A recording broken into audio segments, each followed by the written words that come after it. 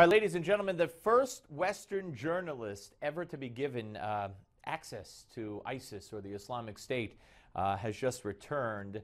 And what he has discovered firsthand is what our next guest has been saying for a couple of years now. We welcome in Carl Higbie, former U.S. Navy SEAL and author of Battle on the Home Front, a Patriot's Mission to Save the American Dream. Hey, Carl, welcome back.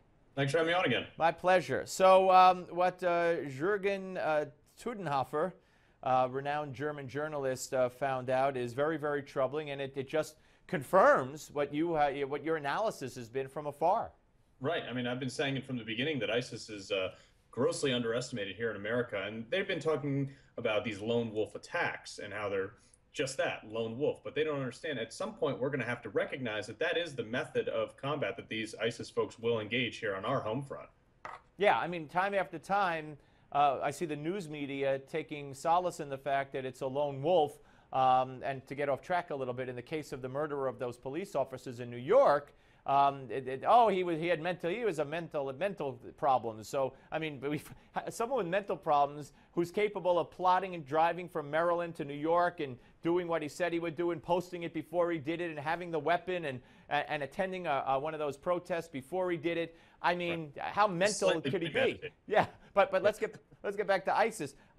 So this lone wolf, that like you said, that's the problem. That presents a huge problem. It winds up, it equals dead people. Exactly, it does. And like I said on the last time I was on with you guys, at some point we're going to have to criminalize domestic behavior of supporting ISIS or preaching it or any type of affiliation with it. We're going to have to criminalize it and put people in jail and worse sometimes. And I don't understand. I mean, I know we have freedom of speech, but when your freedom of speech is backing a group that has declared war on the United States, is backing a philosophy and a goal to commit terrorism, just because you didn't commit the act, intent and incitement, I mean, it all seems to me to be a culpable offense. Absolutely. And you know, the right of free speech is enjoyed by American citizens, and I believe if you support ISIS in any way, shape, or form, whether it be media, social media, publicly protesting, whatever, declaration to support them, you should have your citizenship revoked immediately. All right, so let's talk a little bit about specifically what Tudenhofer found. I mean, he found ISIS is bigger, more powerful than we thought. What strikes you from what he came back and wrote about? Well, the fact that they didn't chop his head off is somewhat confusing to me, because they've done that to pretty much every other journalist they've come in contact with.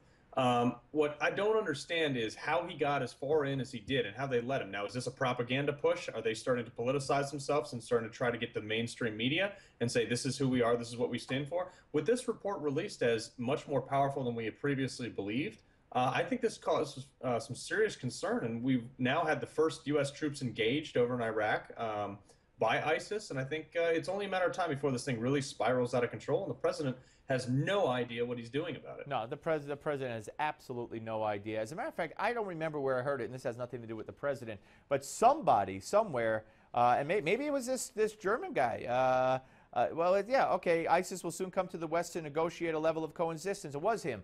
He believes, and I don't want to put words in his mouth, but he believes that ISIS is here to stay, that they will not be defeated, they will not go away, and they will get some kind of negotiated settlement of sorts eventually. And I got to tell you, if Obama could remain in power forever, I believe that would happen. Well, look at what he did with Cuba. I mean, we got nothing out of that deal.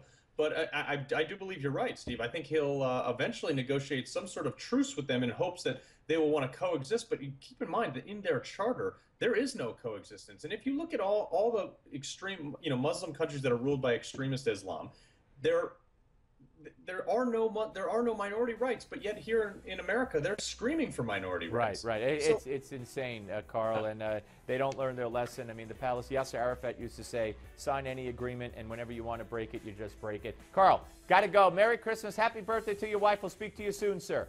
Thank you. Merry Christmas, guys. Take care. Carl Higbie, ladies and gentlemen. Give Me 5 is next. Don't go away.